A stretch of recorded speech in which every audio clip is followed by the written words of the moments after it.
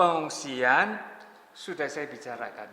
Selain pengungsian perlu pasal 62 mengenai swaka. Lain, mengungsi itu akan kembali. Swaka tidak akan kembali. Jadi mencari tempat lain. Misalnya banyak orang dari Afghanistan mau swaka ke Australia lewat Indonesia, ditangkap di Indonesia karena memasuki Indonesia tanpa izin. Nggak peduli, memang Indonesia bukan tujuan, tapi lewat, nggak boleh lewat juga. Itu swaka.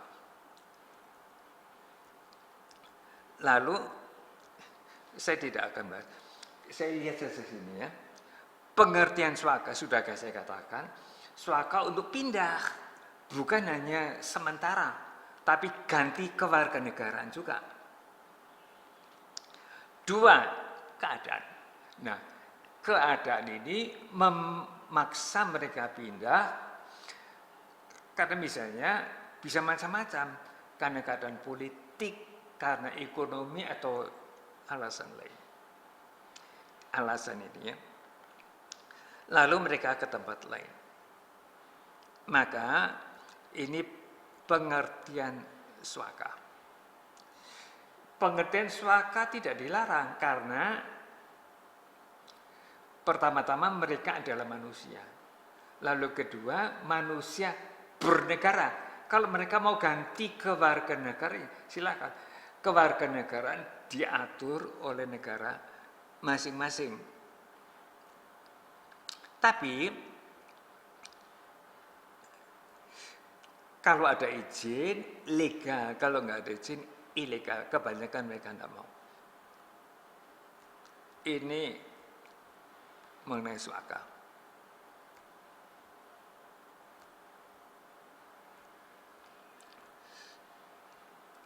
Entah alasannya apa, macam-macam. Ya.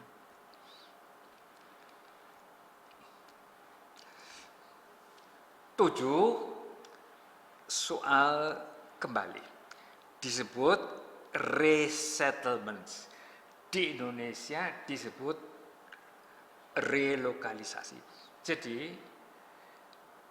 kalau orang tinggal di daerah di mana tanah bergerak, terjadi banyak longsor,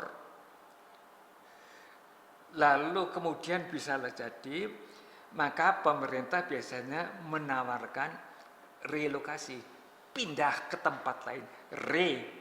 Lagi lokasi tempat, pindah tempat. Jadi jangan tinggal di daerah kosong. Tapi itu juga untuk kota. Jadi misalnya PKL dipindah ke tempat lain. Bisa dipindah ke tempat lain. Kebanyakan orang tidak mau dipindah ke tempat lain karena alasan apa? Relokasi. Kadang-kadang harus relokasi untuk menghindari bencana terulang, itu relokasi.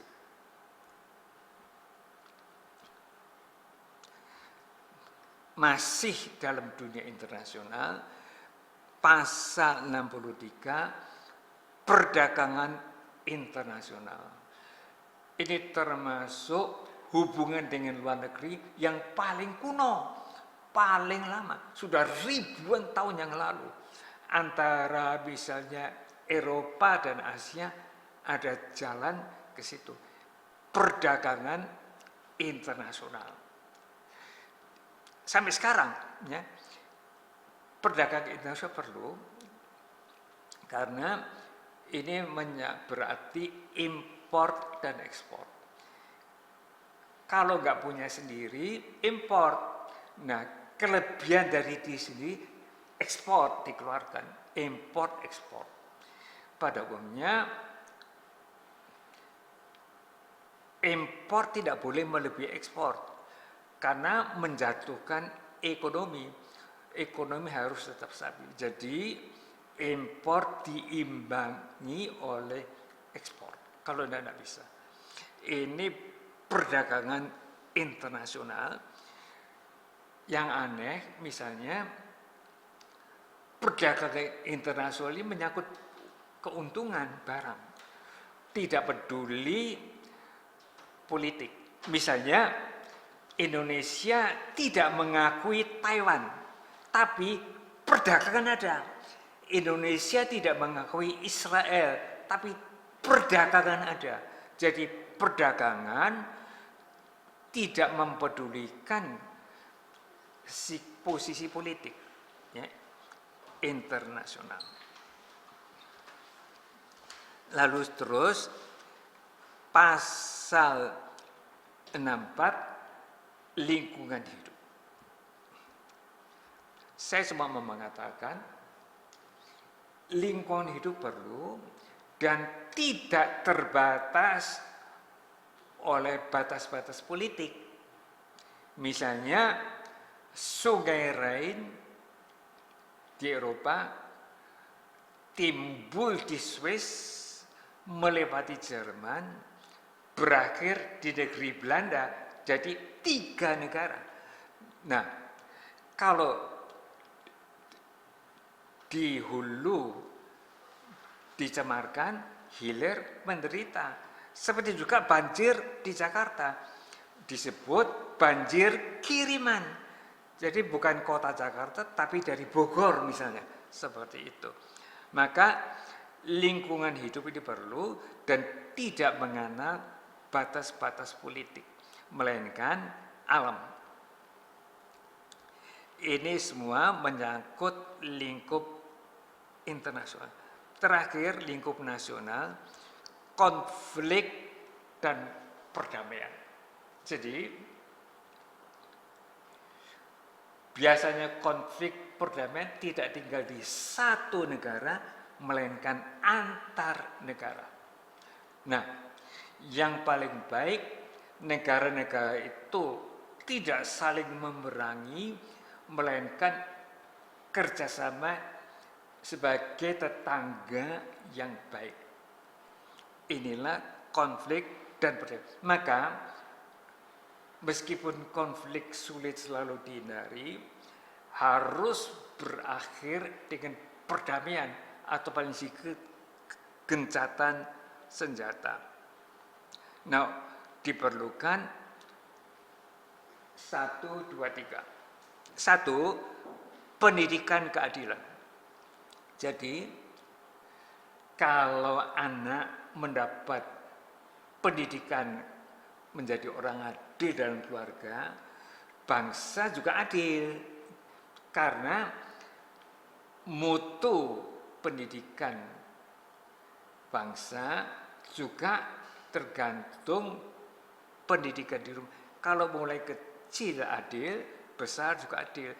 Kalau semua adil, maka kemungkinan konflik bisa dihindari. Ini semua menyangkut konflik. Nah, saya sudah selesai dengan lingkup internasional. Sekarang terakhir saya memasuki bab 8, lingkup perkembangan zaman. Otomatis juga tempat, karena waktu tidak bisa lepas dari tempat, maka zaman dan kawasan, meskipun kawasan tidak diungkapkan secara eksplisit, diambil zaman saja. Tapi diandaikan zaman itu berlangsung di kawasan tertentu.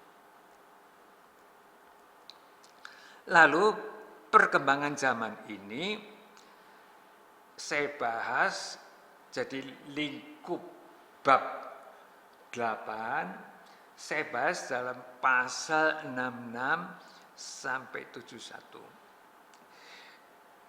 Pasal-pasal ini bukan hanya tumbuhan, tapi mempunyai arti tersendiri.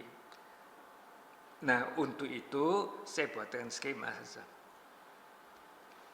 1, bab 8. Lalu A, B, C. A, terminus aku. Terminus aku bahasa Latin berarti pangkal asal mula.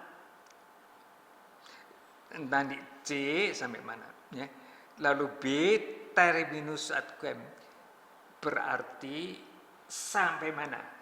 Term ad quem itu kemana? Jadi A, B, C kita lihat dari sudut sosiologis atau kemasyarakatan. Pasal 66, masyarakat menjalani perubahan zaman. Zaman orang tua kita dan zaman kita lain. Zaman anak-anak, cucu kita lain juga. Zaman terus berubah. Jadi dari sudut kemasyarakatan. Tapi dasar dari sudut kemasyarakatan itu natural, alam. Pasal 67, alam. Apa? Evolusi. Gagasan evolusi itu penting. Evolusi berarti turun-temurun dari siapa? Nah, teori evolusi pertama kali dikemukakan oleh Charles Darwin, seorang Inggris yang naik kapal ke Amerika Latin. Dia melihat di situ, teorinya berbunyi sebagai berikut. Kita semua keturunan.